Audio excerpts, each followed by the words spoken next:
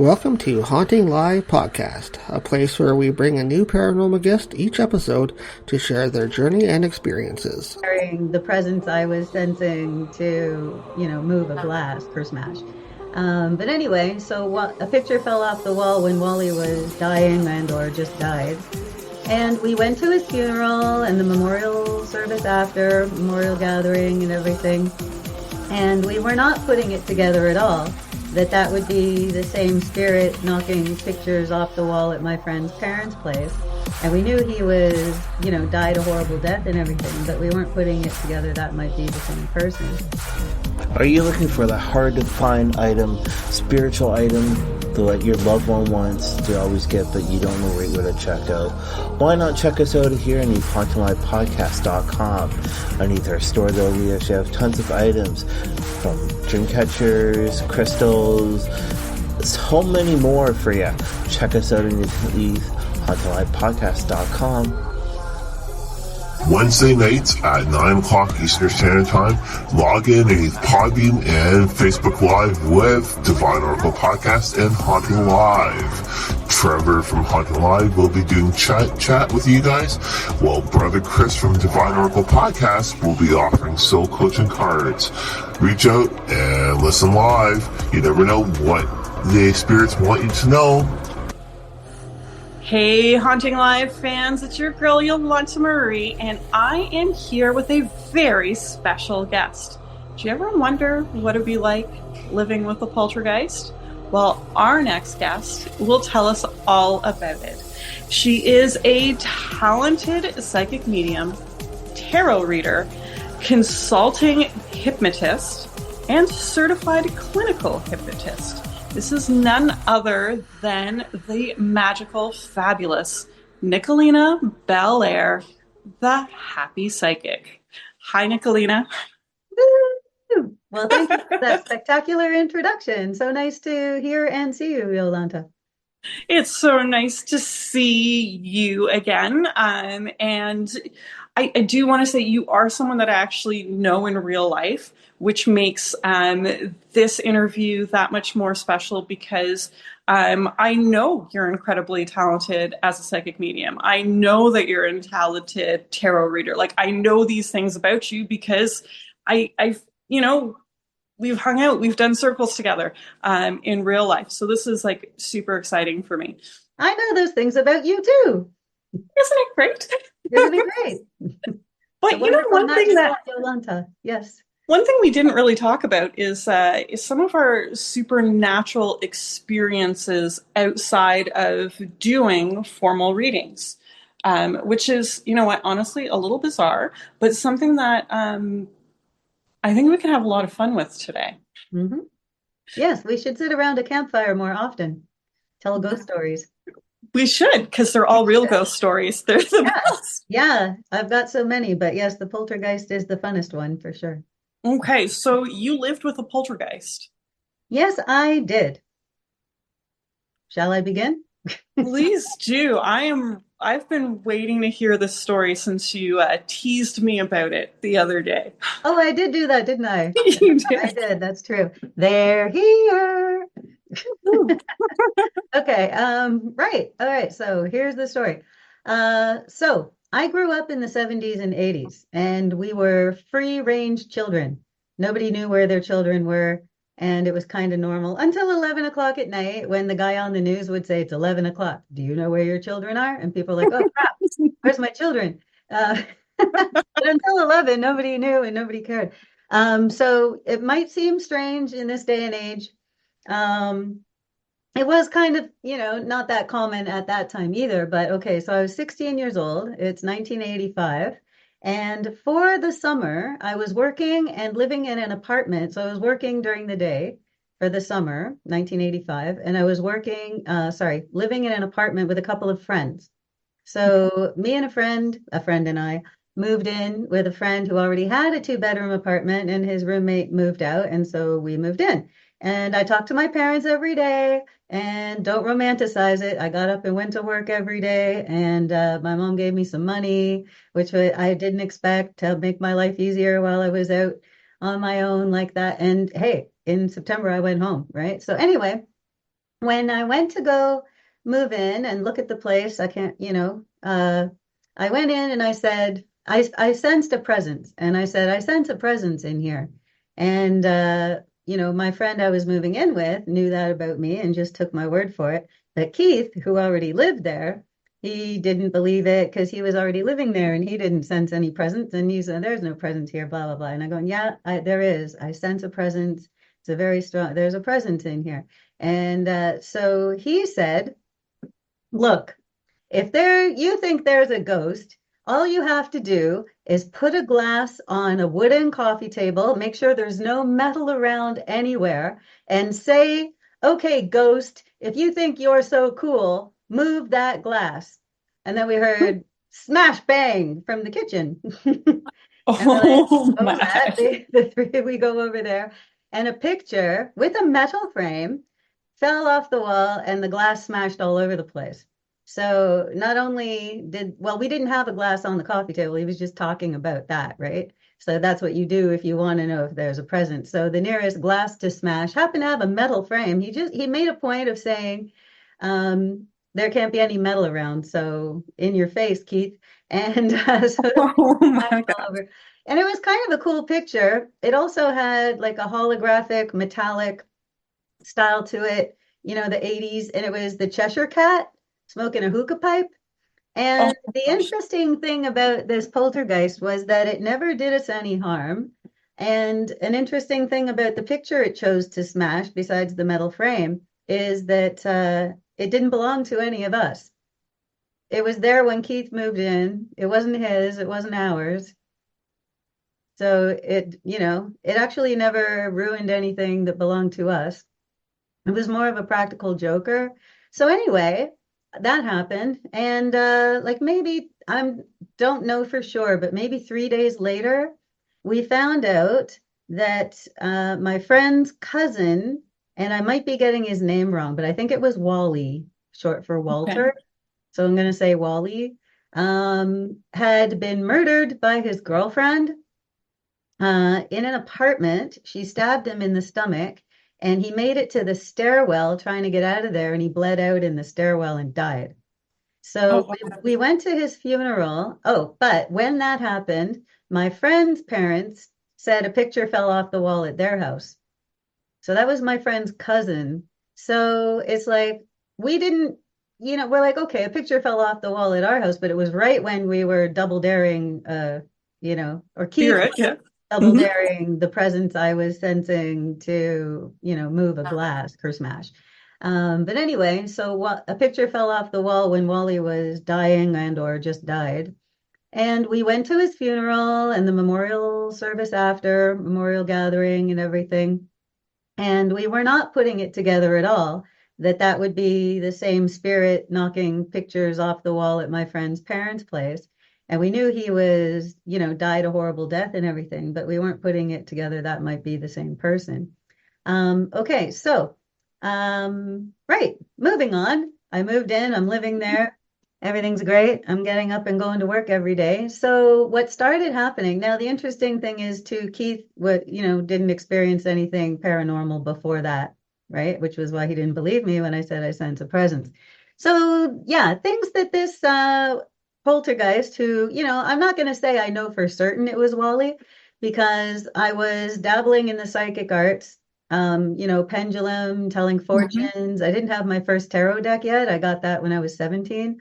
I was telling fortunes with a regular poker deck of cards Oh and wow. the pendulum and just like, practicing psychic power. I had two psychic friends, Flash, whose real name was Michael, and my friend Kathy Steele. But anyway, oh, and telepathy. We were practicing telepathy, me and my psychic friends, but I wasn't a psychic medium yet. So um, I wouldn't, do what I do now and say, oh, this is what he looks like and this is what he's saying and all that we do in an appointment these days with our clients. But anyway, so the first thing that we noticed that was weird was every night when we went to bed, the three of us, there were clocks and we had watches, alarm clocks. There's a clock on the stove. There's clocks on the wall. There's a clock over on the table over there.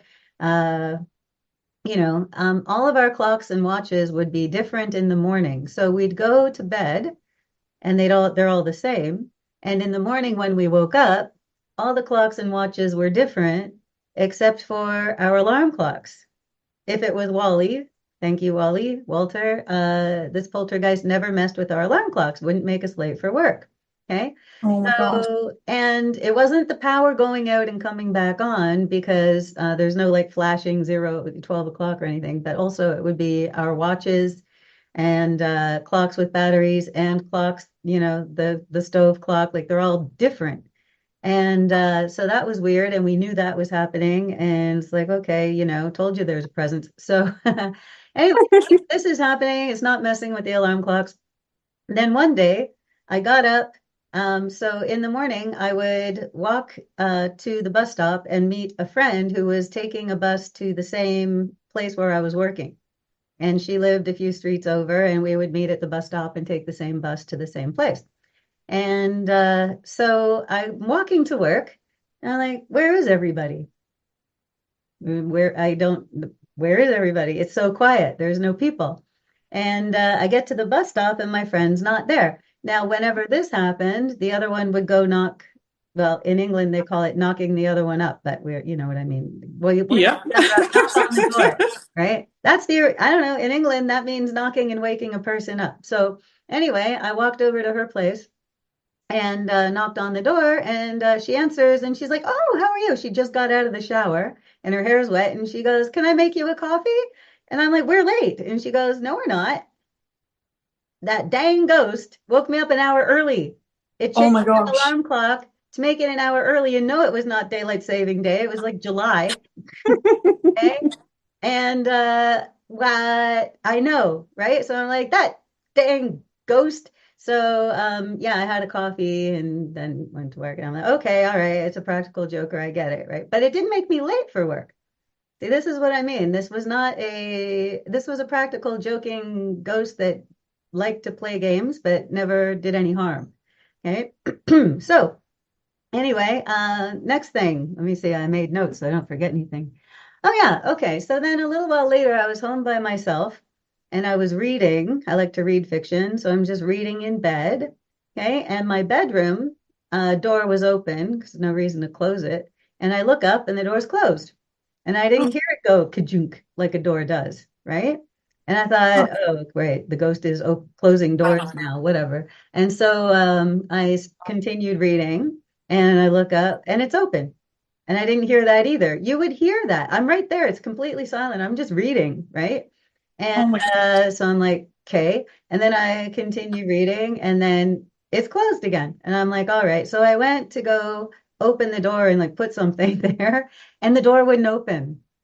I was locked in. It was jammed. And that door didn't have a lock. There was no lock on that door. Okay. Oh my gosh. And yeah. Oh, by the way, just for some, sorry, I forgot to describe where it was. So this was in the Long Branch area in Etobicoke.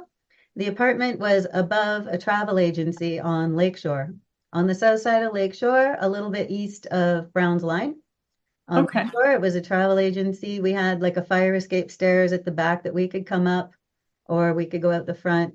And we're, yeah, so just a little bit of description there. And yeah, so where was I? Oh yeah, okay, doors closed, can't get out. So I used to jimmy open my sister's bedroom door when I wanted to read her diary or something. So I'm looking around for cards. I had a spoon from when I was eating some yogurt. And so I'm trying the spoon and I'm trying shoving cards, but the door was closing from inside and you have to use a card. If you're using a card, it has to be the other way. It has to be swinging away from you for the card to work. So I'm jamming things in there. I'm trying that. I'm trying the spoon. I tried for a while to get the door open. Like there was no lock on the door. Like there was no reason, first of all, for it to be closed and for me to be jammed in there. So I'm like, fine. So I'll just wait for my friends to come home, right? I don't have to be anywhere. So I went back to reading. I look up, the door's open. What? Yeah, I look up, the door's open. And I'm like, okay, right, whatever. So I put something there so it couldn't close the door anymore. But again, no harm done, right? I didn't have anywhere to go. I don't know. That's Yeah. kind of nightmare fuel for me. Like being Yeah. locked in a room is It was the terrifying. middle of a sunny day in the summertime. It wasn't like dun dun dun dun, right? It was like, well, this is Not even inconvenient. I didn't even need to pee or anything. It was like, well, I'll just read my book and wait till my friends come home because they were going to, like within an hour probably. And it's like, no big deal. Like, help, the ghost locked me in. It's just funny. Right. So anyway, but I mean, there's sun coming in the window. I wasn't, yeah. And I already knew it was a practical joker. Like it made me an hour early for work already. Okay. Then, all right. So next thing it did, I was preparing potatoes. And again, I was alone in the house. I can't remember what experiences everybody else had besides the clocks. Probably if you talk to them, they would say this, that, and the other thing. So I put cold water in a pot and I put the pot on the stove, but I didn't turn it on yet. And I was washing and peeling potatoes and the pot started rattling, rattle, rattle, rattle, rattle, rattle, rattle on the stove. Like just, and there was if a streetcar was going by, it would just rattle while the streetcar went by or something. If that was going to cause that, which it didn't, right? So up on the second floor like that. And so it's just rattling nonstop. So the lid was on it and the lid's going rattle, rattle, rattle, rattle, rattle, rattle, rattle, rattle, rattle. And I'm looking at it and it's going rattle, rattle, rattle, rattle, rattle. And I'm like, okay. So I continue peeling potatoes. And it kept going rattle, rattle, rattle, rattle, rattle, rattle, rattle, rattle, rattle, rattle, rattle, rattle, rattle on the stove. And finally I went, what the F do you want? And it stopped. Oh. And then I felt bad. Because it just stopped. And I'm like, oh, well, okay. Maybe you need some help, right? If there's anything I can do, maybe, try to give some sign what it is you would like us to do to help you, right? And then eventually it started rattling a little bit again, and I just put the potatoes in there and turned on the stove and went into the living room and, what are you supposed to do with a rattling pot? It's not a message. So anyway, like I said, I wasn't a proper medium yet. I didn't know how to meditate, open my third eye, and speak directly with a spirit. So let me see. Moving on. So we had a party, not like not a crazy party, but some people over, like maybe eight, Okay. 9, 10 people. And so the plan was I was going to use the pendulum and we're going to communicate with, now we've decided it's probably Wally, right? We didn't put it together Okay. right away, but we're thinking it's probably Wally. Might not have been. Could have been somebody else. One of my friends said they thought it was Danny. I'm like, Danny, Wally, I don't know. Anyway, it seems probably Wally. Okay.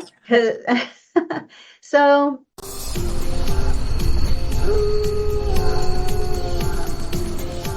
Haunting Live announces for Halloween our back-to-back special presentation called Witches and Werewolves with 2 special shows, October 30th and 31st. Listen both nights for tales of witches and werewolves on Haunting Live.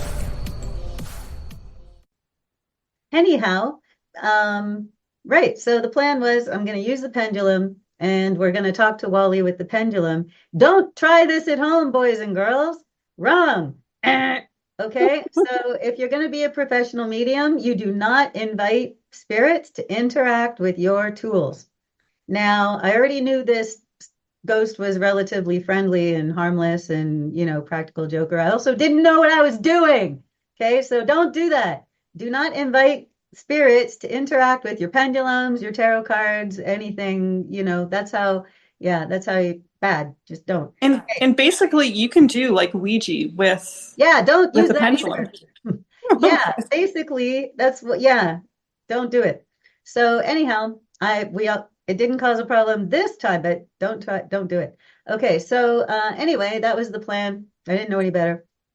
Back then, there weren't any occult shops around anywhere that we knew of, anywhere. When I bought my first tarot deck, the next year when I was 17, I bought it at the world's biggest bookstore on Edward, near the center. They had an occult section for books and tarot cards and things, but I didn't know. So now we call them New Age shops, right? And back then, well, at some point, occult shops popped up. I don't know if there were any anywhere else, but there weren't any in Etobicoke or Mississauga. Maybe there was one. I don't know. None downtown that I knew about. So anyway, to make a pendulum, the book that I bought when I was 13, so that would have been 1982. So by now, I'm very practiced with the pendulum because it's been 3 years. And I was, because, yeah. So when I was 13, I got a book and I was doing psychic stuff and, learning things from the book. And their instructions to make a pendulum was to yank a hair out of your head. Okay. Oh, sure. And yeah, and I had long hair. So you yank a hair out of your head and tie it to a pendant or an earring or a ring, something like that of yours, right? And then, and the instructions were all to use it. Now we can go to the New Age shop and buy a pendulum. You can get them on Amazon, right? But Yeah. anyway, yeah, that's a newer thing. There weren't any crystals on chains that you could purchase, So anyway, I had this medallion. It was I'm going to call it an amulet. I guess it was called an amulet that I got with that book. I'll tell you what book it was. It was by Gavin and Yvonne Frost, and it was called The Magic Power of Witchcraft. I'm not a witch. Okay. Not a witch. And anyway, but the book had a lot of, psychic information on there, how to use your general ESP, how to practice telepathy, how to use a pendulum, a lot of useful things that you would not call witchcraft, really, more psychic stuff. So anyway, they changed the name of their book, The Magic Power of White Witchcraft.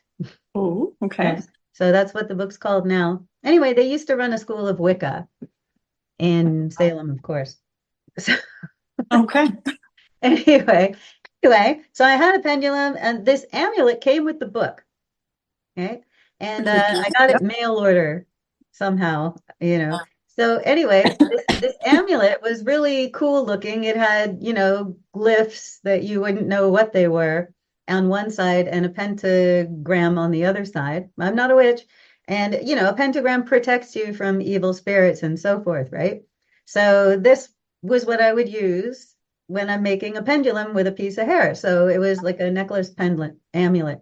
So I tied a piece of my hair, one of my hairs, onto that, like I always did. And that's what I was using, which might be why, because it's supposed to be psychically charged by the Wiccan people before they mail it to you to protect you, right? So it's supposed to, and whatever charging I did to it on top of that, right? So this is what I used. And anyhow, so this is what I'm using. And the pendulum, as you know, can swing in an unnatural way sometimes, right? Yes. And I always get a really good swing on the pendulum. When I first got it, when I was 13, it barely moved, like everyone beginning with a pendulum. It barely moves, it vibrates. Everybody goes through that. When I'm teaching classes, I'm saying, yeah, that's normal. When you're first using a pendulum, it might vibrate because the energy doesn't know where to go, or it might just move tiny, tiny bits. So anyway, by now, I've been penduluming for 3 years, and I get a good swing on it. But this time with Wally or Danny in the pendulum, it was swinging in a really unnatural way, going from straight down to way up, right? Oh, on like a radius arc instead of like a pendulum. You know what I mean? Like from straight down to up and straight down to up. And, like a thing that's swinging should go back and forth like a pendulum equally. It would just stop kind of in the middle again. It was stopping in the middle, like straight up and down and flying up and acting really like a spirit was manipulating it. Okay. Mm-hmm. One of our friends just left. Yep. Yeah, he just went out the door. He didn't say bye or I'm out of here. Nothing. He just left. And okay. So yeah, his name was Pete. He never came back, actually. I don't blame Pete. I really don't. Well, everybody else was kind of fascinated with this.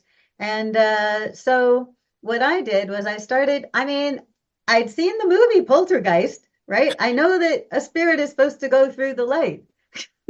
That's a given. And, I grew up in Mississauga in the public school system, and everything was Christian at that time.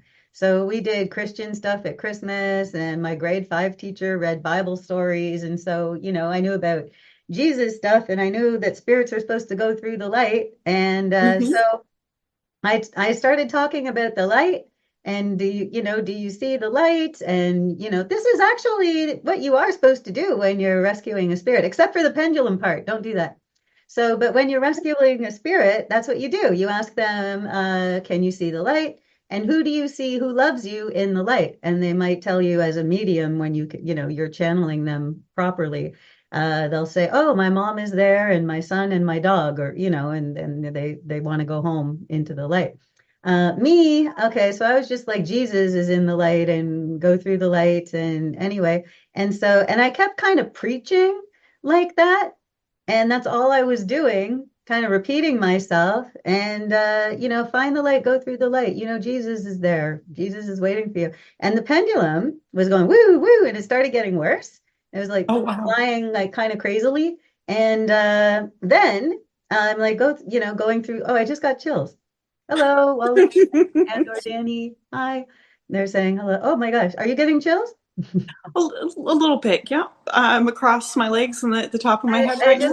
Well, when you help a spirit through the light, they give you chills to let you know they're there. I'm getting those like happy, I'm through the light chills. Isn't that great? Hi, awesome. Okay, so anyway, it was kind of going bananas, the pendulum, and I'm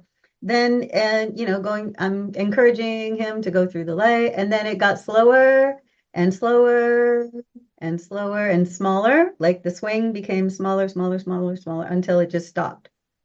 And I looked up, I said, "He's gone." And at opposite, "They're here," he's gone. He's gone. It was like, wow, cool. So anyway, and that's the story of my teenage years with a poltergeist, my teenage month.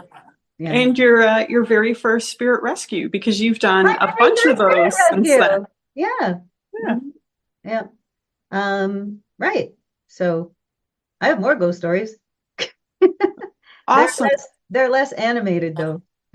So they're more like, so before we get into more ghost stories, just so all of our listeners know, you do teach psychic development, you teach mediumship.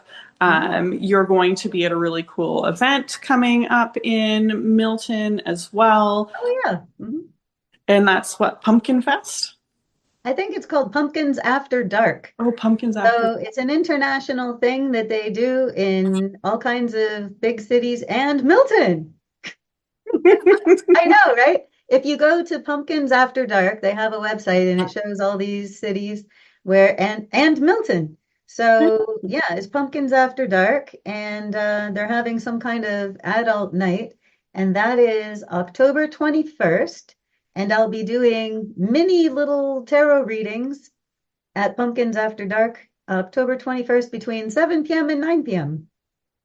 So all of these psychic experiences, mediumship experiences, plus classes has led you to do really great tarot. Well, thank you. Yeah, and the classes, the free intro night was last Thursday. The classes are officially starting this Thursday, the 25th, at the Milton Leisure Center, which is on Main Street, just a little bit east of the Superstore. At the Leisure Center, it's a community center, town of Milton, in the meeting room. You can hit my website if you want to register for the classes. So we're actually doing pendulum this Thursday.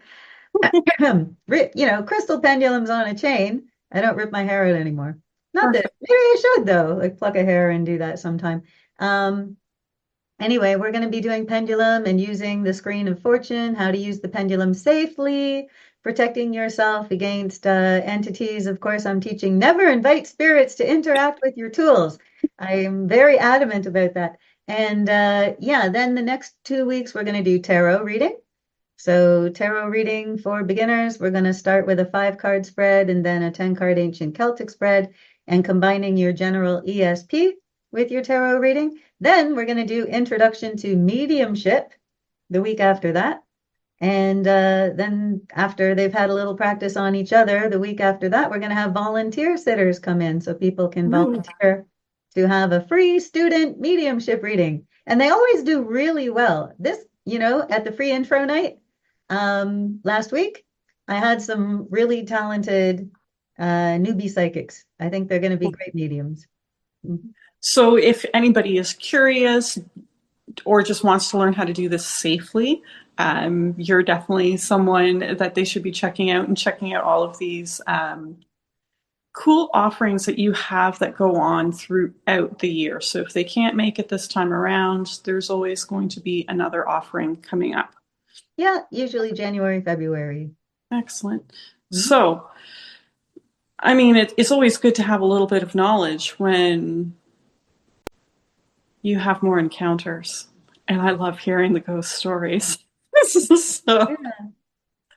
so, have you ever had maybe a spirit linger around or show up early before a mediumship reading or a haunted walk or an event or just some other thing like a precursor? Yes, yes, yes. I'm wondering if you'll want to hear about, so as a hypnotist, I also facilitate negative entity release. So I learned this from the eminent, yeah, it's true. You got a negative entity, you just bring it to me. So I'll release it. So my Do you hypnosis, do ex-partners as well, or are they just two living? uh, that's a whole other illegal thing I can't talk about right now because you're recording. But the spirit, only the That's spirit. dirty. You're only doing spirit. Dirty. Sorry. No, no, sorry, I don't exercise living people. Okay. Okay. Yeah, so my hypnosis professor at the University of Toronto, her name is Georgina Cannon, and she's probably going to retire soon. She's in her late 70s now, probably. And so to her graduates at U of T for hypnosis, she was offering past life regression and between life regression workshops. So that's how I got certified with those things from her. Now, she was on the board when they were deciding what the laws should be in Canada for governing hypnosis. So she's super duper.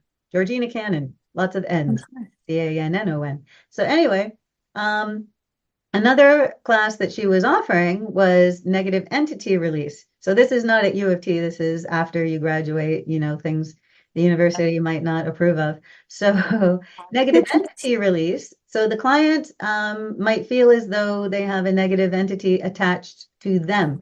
So as opposed to a poltergeist in the apartment or, ghost in a cemetery, spirits, attaching to antiques and whatever.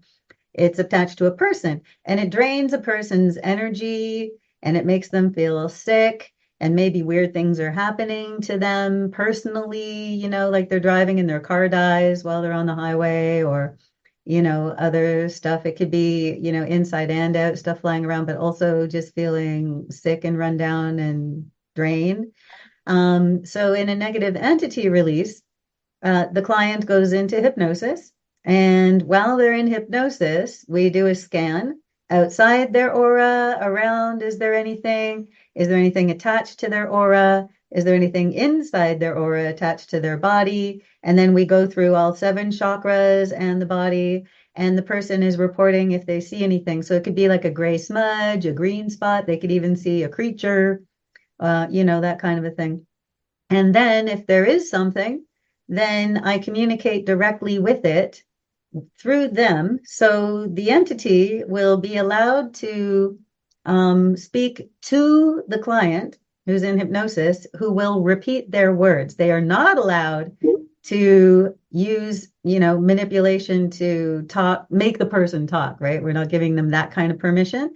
But if whatever you say, Melissa, if that's her name, will repeat your words for me. And it always starts very authoritative. What is your name? We found you. You can't stay here. What is your name? Right. And so I've got stories about those that I could tell, or just seeing ghosts.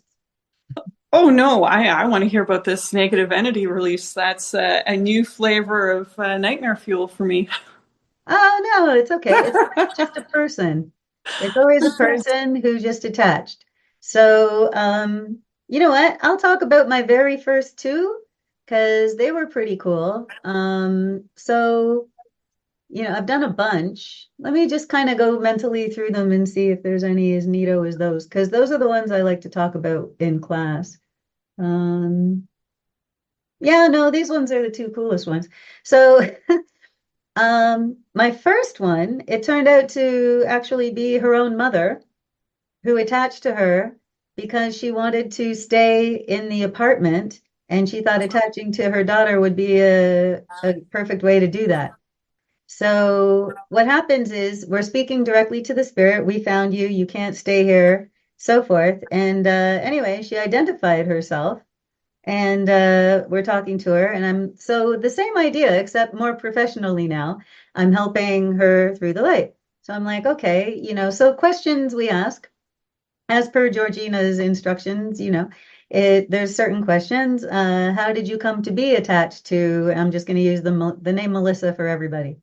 How did you come to be attached to Melissa? And be like, oh, well, and she, said, I want to stay in the apartment. And she had this accent, right? And so another one of the questions we ask is, do you realize that your attachment to Melissa is causing her to feel unwell?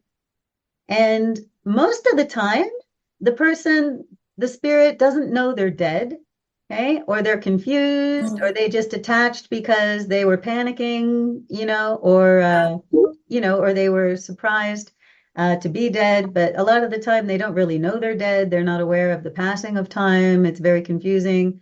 Anyway, this one, I asked her, do you realize that your attachment to Melissa is causing her to feel unwell? And she goes, yes, but I am her mother. She owes me. And so she was very stubborn, this woman. So I'm like, okay, well, it's not all right. You can't stay here. And I told her, now I want you to look around for the light. Look around and let me know when you see the light. Now, when spirits are stubborn and they don't want to find the light or leave, it can take a long time. So I have to just let them know we have all day. We found you. You can't stay here. Let me know when you see the light. Tick, tick, tick, tick. Time goes by. Oh, Did you see the light now? No, there's nothing. Okay, tick, tick. Keep looking. It's there. Tick, tick, tick, tick. There is nothing. Yes, there is. The light is always there. Let me know when you see the light. We have time. Tick, tick, tick. And then eventually she goes, okay, there is something. I'm like, okay, great. That's wonderful. And now look into the light and tell me who among your loved ones is there waiting for you inside the light. And then, she saw her husband. I forget who all she saw, but, people see their loved ones there and their animals, their pets are there too. And she saw who was waiting for her. Once they see who's waiting for them on the other side of the light, it usually happens really fast. And they go and they're gone. And we get chills, letting us know we're on the other side. Communicating with them is different. As you know, it's different communicating from an earthbound spirit. The spirit on the other side, they're like full of light, love, energy, joy, peace, harmony, all good things. So that happened. And then, then we bring the client back out of hypnosis and I feel like a weight has been lifted off of my shoulders. And yeah, that's really great. And then the second one was also pretty neat. So this one, she didn't really, she knew she was attached. I think she wasn't confused. She was kind of confused, not as certain as the other Melissas. This one, I'm just going to call everybody Melissa. The new Melissa. So, Yep. Yeah, this Melissa. So this attachment wasn't as stubborn. And when I asked her, what's your name? She said, it's Jane. And I'm like, okay, Jane. And how did you come to be attached to Melissa?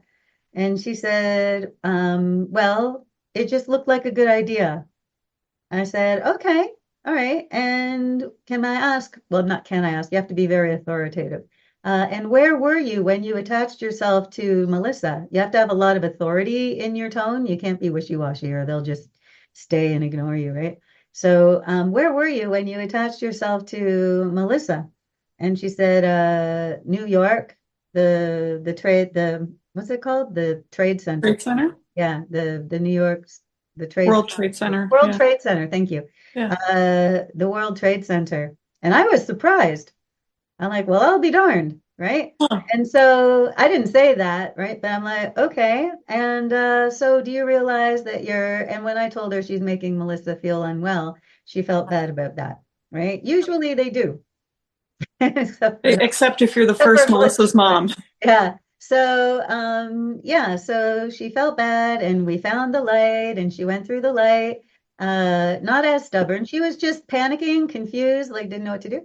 So anyway, yeah, she just attached because it seemed like a good thing to do, was what she said. Seemed like a good idea. So when Melissa came out of hypnosis, feeling better, of course, and Jane was gone through the light. We got, that whole spirit rescue.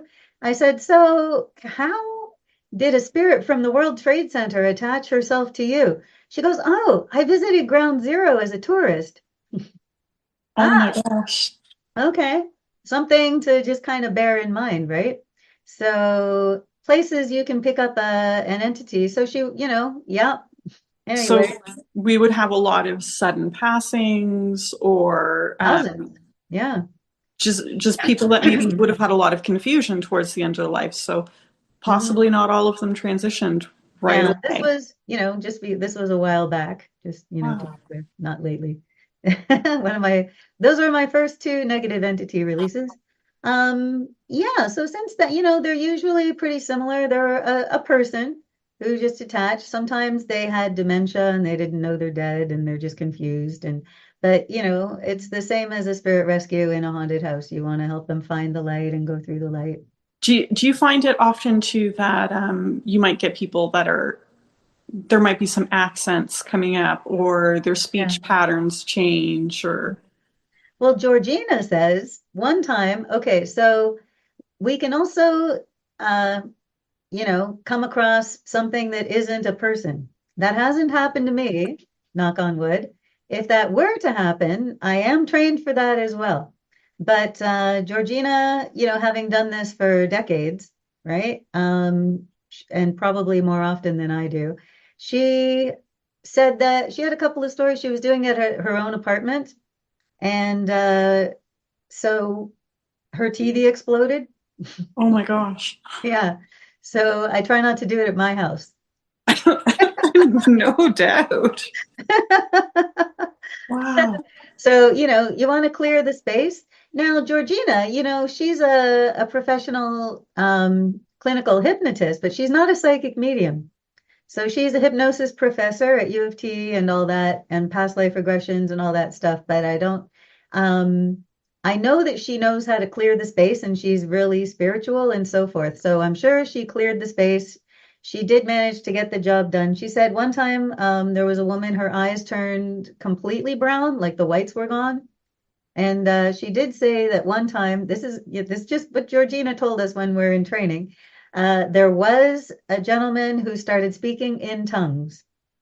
Oh And my. because we're recording the session and she's a university type person, she knew someone who she could ask, and it was, in fact, an ancient dialect.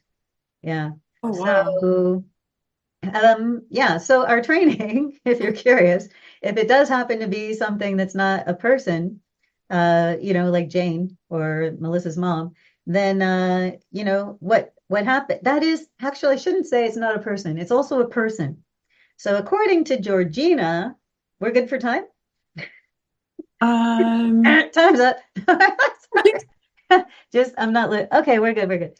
Yeah, Yeah. So according to Georgina, these are also people who have been tricked into believing that they are under the control of the devil. And so they're still people, but they're like a demon, but they're not really. So then it's just more difficult, I guess, or challenging. I'm going to say challenging. It's just more challenging to get them to realize that because they believe when she encounters these people that they have to obey or they'll be thrown into the pit and cease to exist. And they're okay. afraid, right? So they're demons and, but she's, according to Georgina, they're still people. So first you have to convince them that there isn't a pit, that they've been lied to. And again, they have to find the light inside themselves, and they have to find the light to go into. So first you help them find the light inside themselves. And because they came from the light and they have the light within them. And then when they find that, you help them find the actual light and the same idea from there. So that would take longer, and it can be extremely challenging to do that. I haven't done it yet, but I will if I have to. And I was about to say, oh yeah, so one of my students asked me once, just last winter, because we were doing a spirit rescue where there was a haunting in a Okay. place, right? Not a person, but she asked me afterwards, we rescued a couple of spirits, and because I do a class where you can come rescue spirits. It's not hard to find a haunted place where people are like, yes, please clear our space. We don't want to keep this ghost. So anyway, she asked me, well, she goes, what about the devil? And I said, well, if you believe, the old scriptures and everything, then the devil is a fallen angel. He came from the light and therefore has the light within him. Shrug, right? Yeah. If he's a fallen angel, he came from the light and the light is in him too. I'm not going to say that I've ever seen any evidence of hell and the devil. I only know from Georgina that there's people who believe, or spirits of people who believe that they've been tricked by some entity, So, yep. Very interesting. Yeah.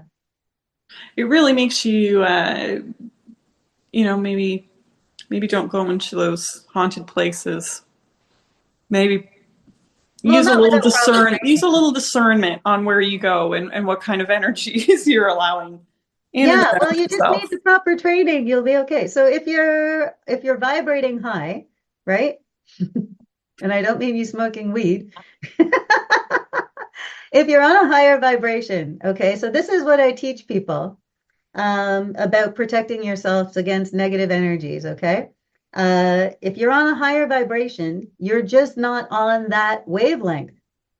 And lower vibration, I'm not going to say lower, just negative energy will bounce off you. So if you have a radio and you're tuned into Z103 dance music and you're, dancing to like happy music, there are radio waves all around you going through your body, hitting your radio from the news station talking about how many people died on a bus crash this time, right? Yeah. And all the other bad news. It's in the air, it's hitting your radio, but you're not tuned to it. Know what I mean? So it's bouncing off. And one of my favorite examples of people who are really pros at bouncing off negative energy is professional athletes. Okay. So for example, basketball players, right? Everybody, when they're doing the free throws, they've got those inflatable things and they make X's with them and they bang them and they're cursing the other team and they're cursing the guy who's making free throws. Miss, jinx, jinx, jinx, jinx, ah! Right? And they're making noise and anyway, they get the free throw in most of the time. Yep. Right? And they have to tune that stuff out. And they actually do use visualization and they do use hypnosis.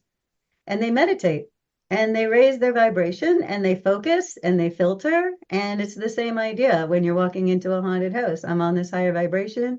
Everybody's my friend, including ghosts. So that way you can have a positive experience and not bring anything negative home. Yeah, well, hopefully. And if you do, just call me. Call me. If you do, there are people. And don't play with Ouija boards, for crying out loud. Well, I mean, I think the Ouija board we should just liken it to just opening your door to random strangers. That's exactly what it is. Yeah. Just in a blackout in the middle of the night. Well, yeah. You're inviting God knows what to cross the line from the spirit world into the material world when you're inviting them to move material objects. Okay, like Wally and or Danny, they went through the light from the pendulum. So good. That was bad. I shouldn't have done that. So anyway, But the Ouija board, so I tell people, students and anyone who's asking, spirits who want to interact with a Ouija board, that's not your grandpa. They don't, that's not their thing. And your spirit guides, they don't want to move a Ouija board around either. That's not their thing. They'll communicate with you spiritual mediumship style, just, mind to mind. But yeah, people, I did actually have a negative entity release with a woman who thought she was an excellent medium because the Ouija board was working so wonderfully for her. And then the next thing I already mentioned, car driving and the car stops on the highway, just dies. Things flying around, feeling ill. Anyway, on that note, yes, we do help spirits go through the light. That is amazing. Yeah.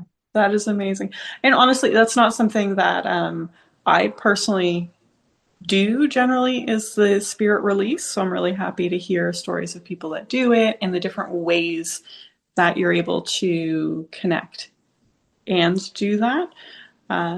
It's wild. Mm-hmm. It is wild. Yeah. Okay, Nicolina. So we heard some really great stories from you. And again, I want to remind people that you're going to be at an event in Milton coming up soon. So that is at the Pumpkins After Dark on the 21st of October. Between 7 and 9, doing mini tarot readings. And if people want to get a hold of you outside of the event, how can they get a hold of you? You can find my website at thehappypsychic.org. .com also works. Thehappypsychic.com or .org. And my phone number, I prefer telephone, honestly, to email or texting. The phone number is 647-308-1185. Also toll free, 1-844-912-1122. Awesome. Now, Nicolina, I really do want to have you back on because I know you have so many more stories. Your experiences are different than mine, so I really like hearing them. So I hope you'll be back on again. Sure. It's always a pleasure to see you. Let's hang out. Absolutely. Okay. So everybody check out thehappypsychic.org. Hang out with Nicolina, take some classes. If you have any questions about anything spiritual based, she is your girl to check out. Thank you again, Nicolina. Thank you, Yolanta. Awesome medium that you are. It's always a pleasure to see you.